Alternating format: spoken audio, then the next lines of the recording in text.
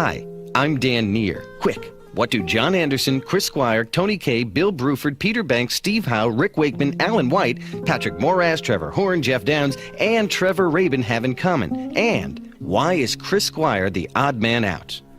What they have in common is that over the past 20 years, they have all been, or still are, members of that rock and roll steamroller known as Yes. As for Chris Squire, throughout that 20 years, he's the only one who has appeared on all 17 of Yes's albums. But let's turn the story over to the members of the band themselves as the MZA Radio Network presents Yes, Up Close.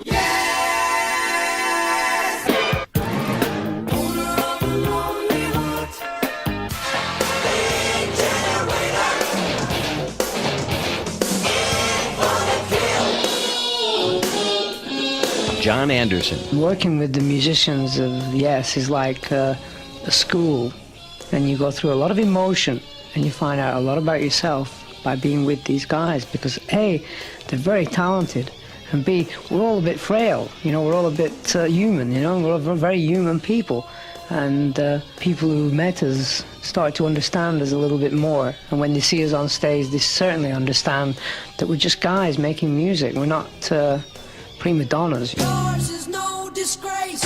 Call it money, driving through the sun and in and out the valley. See all good people turn their heads and stay so satisfied. I'm on my way. Guitarist Trevor Rabin. I don't think what we do is contrived. I don't think we're trying to do something in order to be different. It's just there's 5 mad people in the band, and we just happen to come up with whatever happens is the natural progression of what the 5 of us working together come up with. And I think that's why it's different.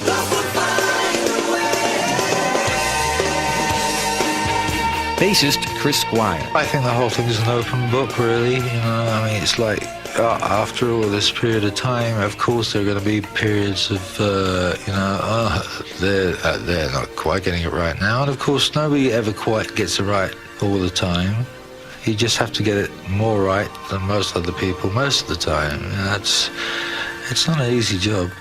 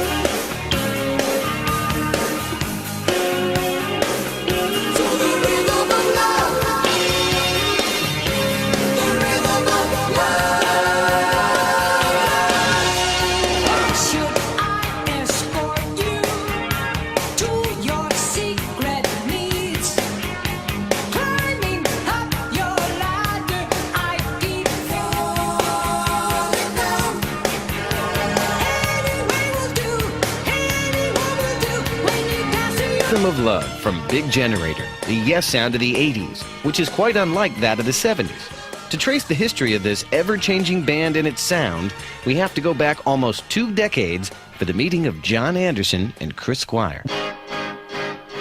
That happened 20 years ago, 1968. I was in a bar. I was working in the bar helping out, and he came in the bar and stood at the other side of the bar. My friend then, Jack Barry, who was the sort of manager of the Marquee Club, very famous club, said, "You're looking to get a band together, John. Go and talk to that bass player. He's supposed to be very good."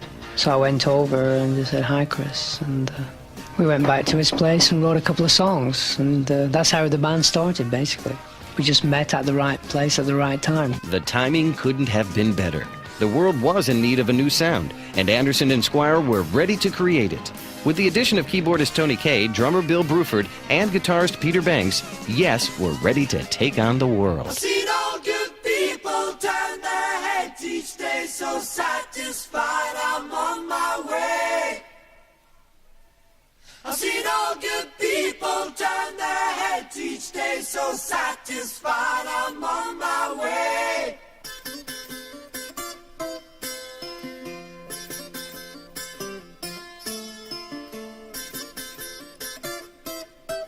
Turn their heads each day, so satisfied I'm on my way.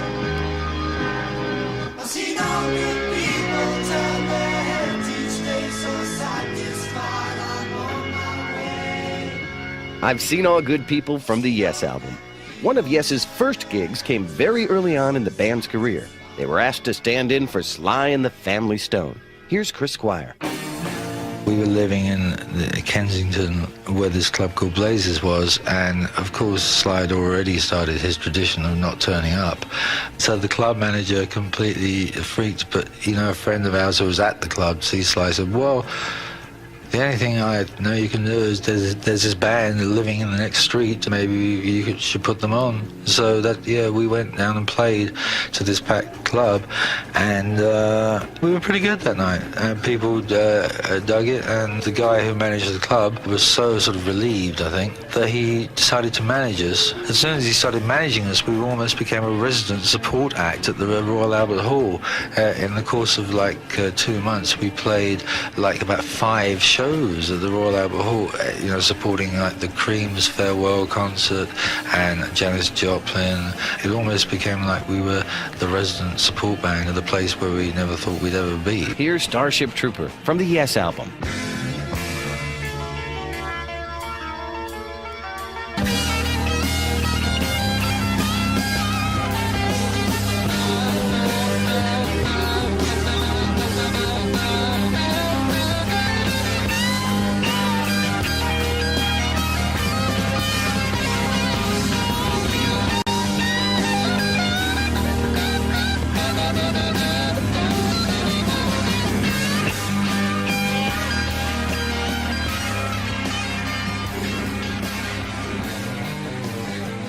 When we come back, a pattern emerges, and Yes gives us the long-distance runaround on Yes Up Close.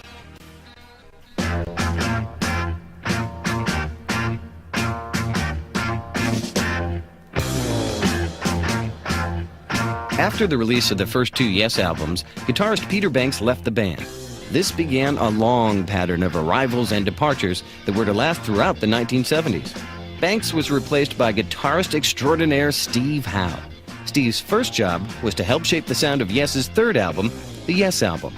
The record proved to be a giant step for Yes, giving them their first #1 album in England and a top 40 hit in America. Bassist Chris Squire. Obviously, there was a look to the sound of the band that was different from normal, which, you always have to have in order to sort of penetrate any kind of existing market or whatever, provided you get that far. And of course, because we were a very solid playing band, we did manage to break through. And but the main reason that the Yes album was very successful was because it was a very, very warm album. And it had kind of suggestions of the beginning of high tech, as in Yours Is No Disgrace, where we were using, one of the very first Moog synthesizers, the big old thing with all the wires and stuff.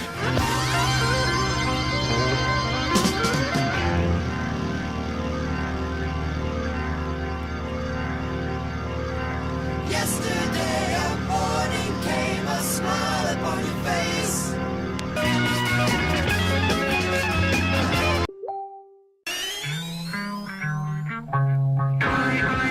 Even with the Yes album being a smash,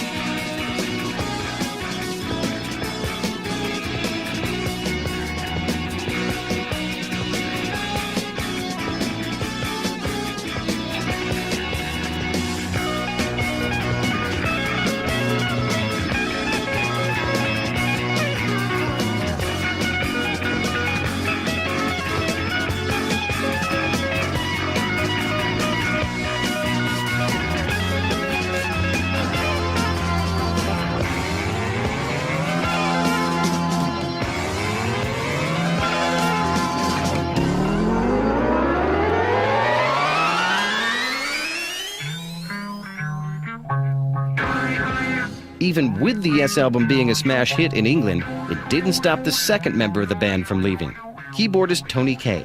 Tony's reasons for leaving were a little strange for a progressive rock band. He had a slight lack of enthusiasm for pursuing synthesizer technology. I was not only not interested, I was positively against it. Although obviously it was hard to see into the future what was going to happen with electronic instruments. I was a piano player, and I liked the nuances of playing the piano, and I liked to play the Hammond. And I found single-note synthesizers and out-of-tune mellotrons to be completely away from what I wanted to be. And although later I got into it, it wasn't until really quite recently when technology became such that it became enjoyable. Tony was replaced by Rick Wakeman, and Yes returned to the studio to record Fragile. Fragile took just 6 weeks to record and had a sound that leaned heavily towards American FM radio. John Anderson. If you listen to the first 3 albums, they were pretty wayward ideas, not one single amongst them. But Fragile was there with a little bit more musical artistry and good radio.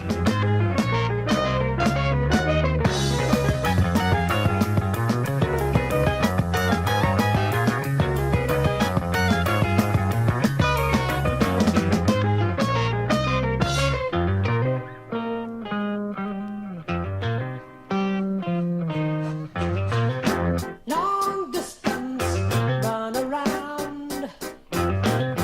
Long time, it really got to 100. Looking for the sunshine. Long distance runaround from Fragile. Yes, Up Close reveals the secret behind the signature bass sound of Chris Squire when we return.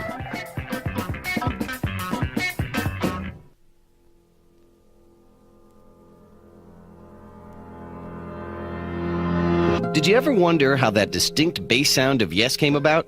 Chris Squire explains. That happened completely by accident, actually, because prior to that period of time, we'd been working on our second album in Vision Studios with Eddie Offord engineering. And we had this producer, Tony Colton, and it was in those days when it was very hip to listen to things on headphones, okay? So I had this idea that, when we come to the mix, I'm going to do the whole thing on cans. And he's got the cans on and he's waving, more bass, okay? Because there's no bass on these cans at all. And Eddie Offord's kind of going, oh, okay, well, he's the producer. And what happened is that, we ended up with that second album with real loud bass, and people kind of dug it. And then when Eddie Offord, actually became the co-producer on the Yes album, which was the following album, he kind of actually sort of like pushed that same motivation, of keeping the bass loud. And then by the time we did Roundabout, the bass was always mixed very loud on albums, and that's really how I became famous. I'll be the roundabout. The words will make.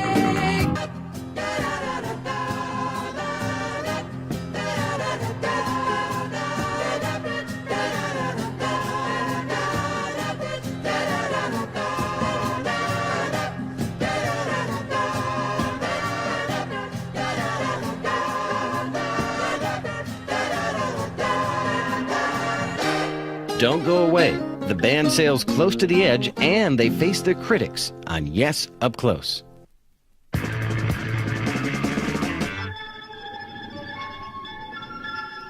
Guitarist Trevor Rabin has a few appreciative words for those carefree days of 1970s rock and roll. I think it was the most exciting period because the demographics didn't dictate what was to happen. The record executives weren't businessmen or stockbrokers. They were, drug addict hippies, and they were just totally into the music, and that's what dictated who they were going to sign up. Do I like this? And so fans were running the record companies.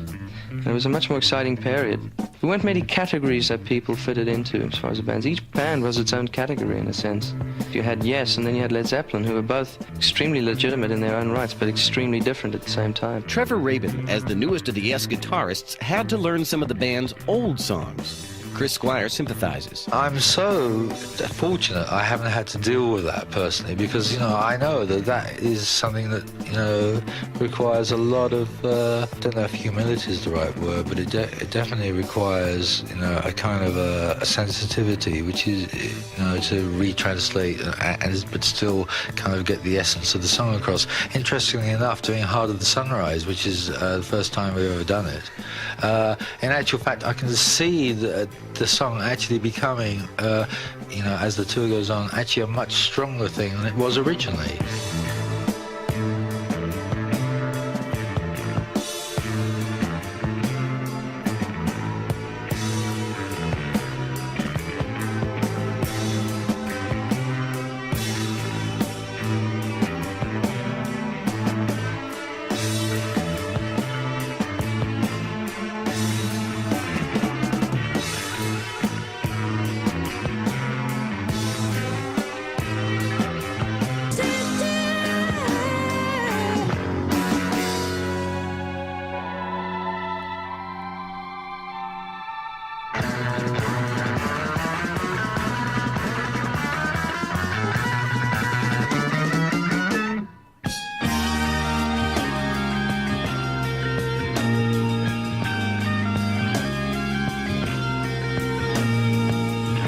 Less than a year after Fragile, Yes released Close to the Edge.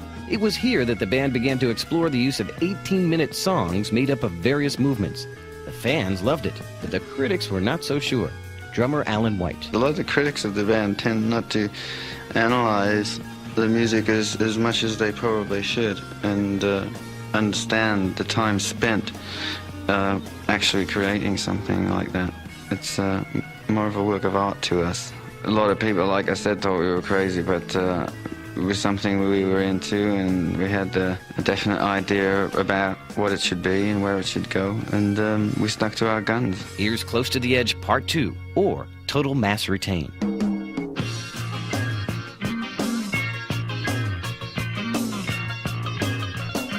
season which to call you from the depths of your disgrace.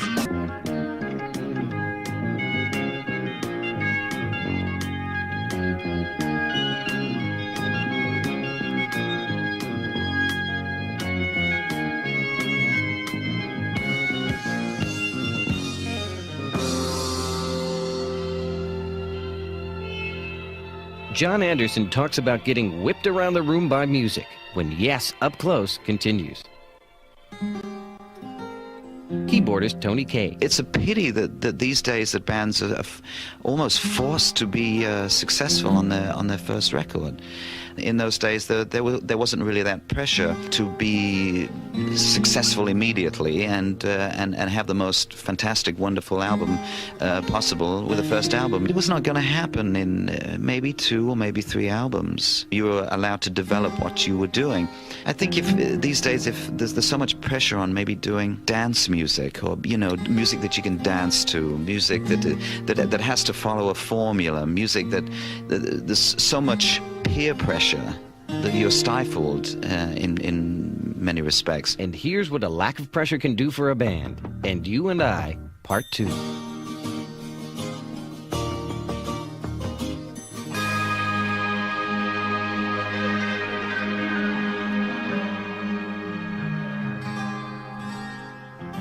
John Anderson doesn't quite agree with Tony Kaye about pressure. Living up to the entity known as Yes is pressure enough. I think every time we go on tour or every time we make an album, there's an element of pain and a little bit of suffering that goes through that. I don't know why it does, but I know that it's just one of those things. You try to start an album and you know clearly what you're going to do, but all of a sudden the music takes hold of you and whips you around the room and throws you around both, psychologically and physically and musically, until at the end you're drained, but thank goodness you've finished the album.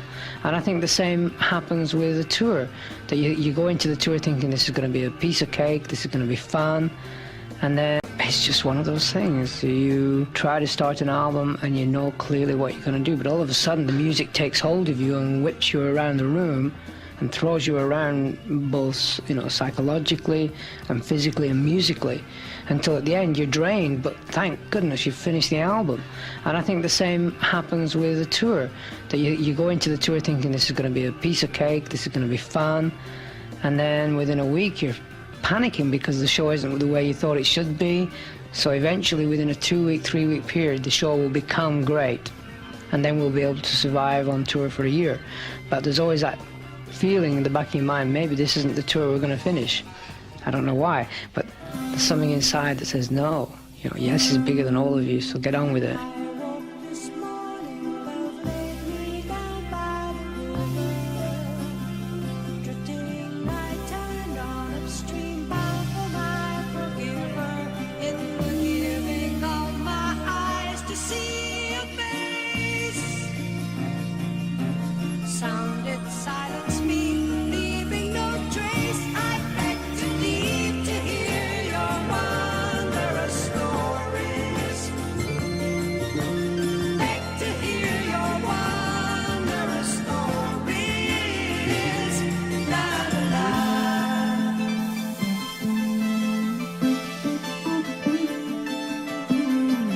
He spoke of lands not far, nor lands they were in his mind.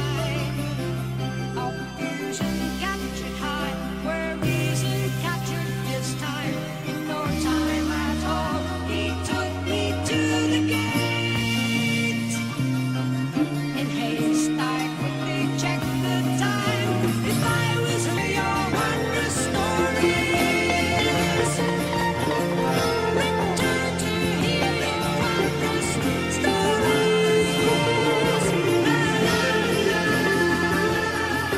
La la la, la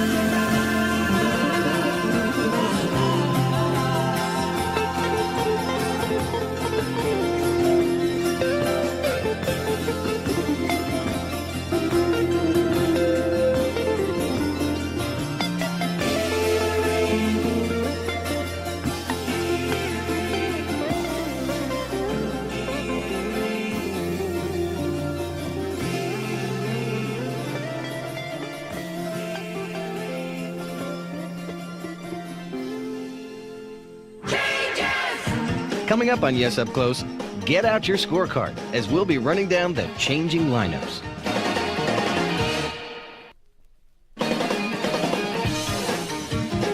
Welcome back to Yes Up Close.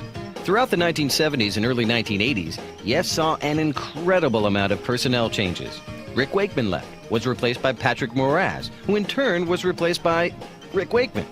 Former session drummer Alan White took over from Bill Bruford. Then came the big blow. Rick Wakeman left for the second time, along with John Anderson. But Yes was not dead. In one of the more unlikely rock and roll alliances, Wakeman and Anderson were replaced by Trevor Horn and Jeff Downes, also known as the Buggles. Yes plowed on until finally Downes and Steve Howe left to form Asia, and Horn pursued a production career. Yes was no more. Then into the picture came classically trained guitarist Trevor Rabin. One of the healthy things about the last album was the way the band formed. I wasn't asked to join Yes. Chris had called me and said, "Do you want to get a band together?" And I was going to sing a songwriter, guitar player, and Chris and Alan drums and bass, and we were going to work together. And then we got Tony Kaye involved, and we liked the way it was going. We called the band Cinema. It's cutting a long story short. We called the band Cinema, and near the end of recording 90125, Chris saw John somewhere and played him some of the stuff. John loved it and said, "Oh, that sounds great." And Chris said, "Well, come down and have a listen to the studio." And we invited him to sing on a track or two. He sounded so good on the songs. I said, "Let's ask him to join the band," So we did, and that's how it became Yes.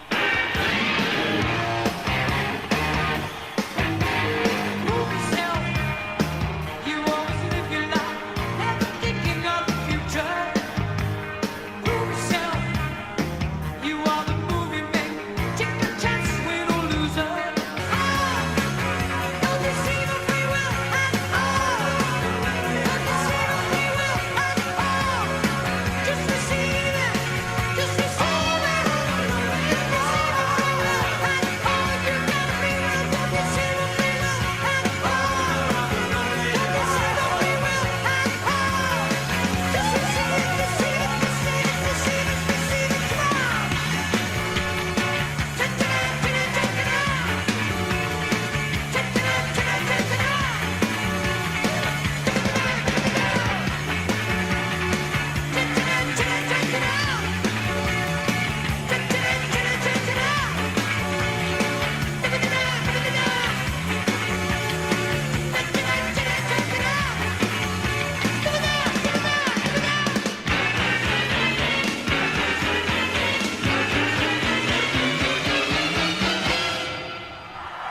rare live version of Owner of a Lonely Heart, Yes's first #1 song in the U.S.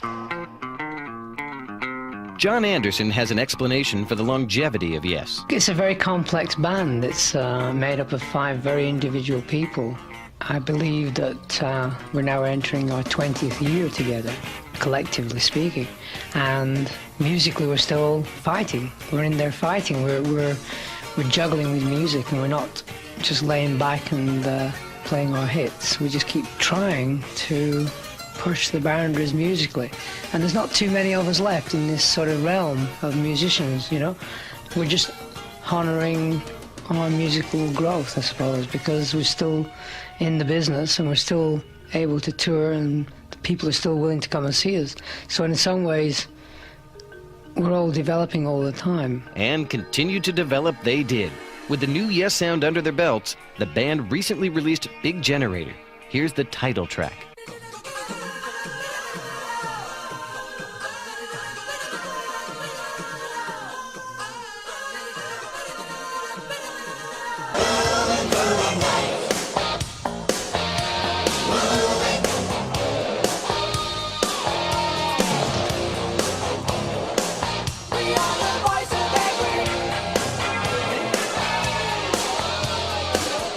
Yes Up Close presents a band of the 90s when we return.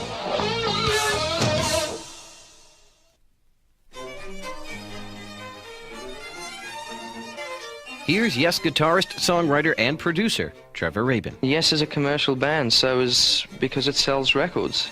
It's funny that people are saying, you know, I've brought a commercial influence to the band. I guess in a sense, if you're talking about record sales and the fact that I write songs which are accessible to radio and to top 40, some of what I do is, I guess I could take some of the blame or claim for that. But as far as Yes selling records, they've always sold records. They've always been a commercial success. And in fact, on this album, we certainly didn't make an effort not to be commercial, but we landed up with, you know, Love Will Find a Way. It's just a very honest love pop song with a couple of added little curved balls in there. But, you know, it's turned out to be #1 play on AOR radio. So we must be doing something right. You wanna get close to me. John Anderson. There's one song called Shoot High, Aim Low, and that really was a very, very exciting backing track without a song for about 6 months, and all of a sudden the lyric came through. There is a logical chance that we should live beyond war, and this is a foundation that was set up about 3 years ago by some people in Russia and some people in America, relating to the potential of life beyond war, without putting a finer point on it, but it's a very simple statement that mankind does have a chance to live beyond war. It used to live beyond war thousands of years ago, but we forgot how to do it. Now we're remembering it. We hit the blue fields. In the blue sedan, we didn't get much further. Just as the sun was rising in the mist, we were all alone, we didn't need much more. So fast this expedition, so fast this heavy load, with a touch of luck and a sense of need.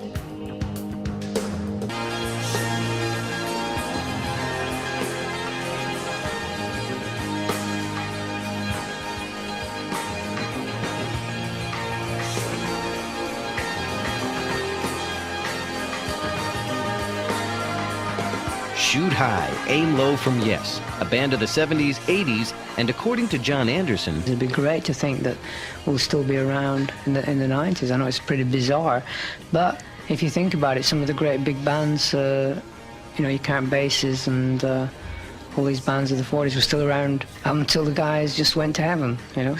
Isn't it incredible? So why not, you know, musical bands like Yes and Genesis and Floyd, and there's many around. we'd like to thank Tony Dimitriadis, Robert Richards, and especially Alex Scott of Lookout Management, Margot Kunez, and Michael Prince from Atco Records. Yes, Up Close was produced in New York by Near Perfect Productions as an exclusive presentation of the MCA Radio Network. The producers are David Bales and DeWitt Nelson. I'm Dan Neer, executive producer. Thanks for listening.